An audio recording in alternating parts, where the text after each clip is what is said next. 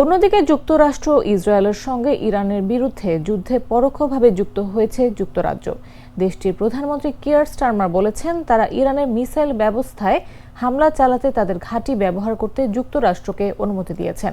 সোমবার এই ব্যাপারে একটি ভিডিও বার্তা দিয়েছেন ব্রিটিশ প্রধানমন্ত্রী। তিনি অবশ্য জানিয়েছেন, যুদ্ধে প্রত্যক্ষ অর্থাৎ সরাসরি যুক্ত হবেন না তারা। স্টারমার বলেছেন, আমাদের উপসাগরীয় অঞ্চলের বন্ধু রাষ্ট্রগুলো তাদের রক্ষায় আমাদের আরও জোরালো ভূমিকা রাখতে অনুরোধ করেছে।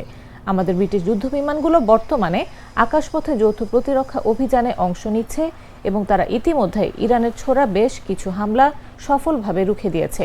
তবে এই হুমকি পুরোপুরি বন্ধ করার একমাত্র পথ হলো মিসাইলগুলোকে সেগুলোর উৎসস্থলে ধ্বংস করে দেয়া, অর্থাৎ ইরানের যে গুদামে এগুলো রাখা আছে বা যে লঞ্চার দিয়ে এগুলো ছোড়া হয় সেগুলো গুড়িয়ে দেয়া। যুক্তরাষ্ট্র নির্দিষ্ট এবং সীমিত প্রতিরক্ষার স্বার্থে ব্রিটিশ ঘাঁটিগুলো ব্যবহারের অনুমতি চেয়েছে। আমরা তাদের এই অনুরোধ গ্রহণ করার সিদ্ধান্ত নিয়েছি।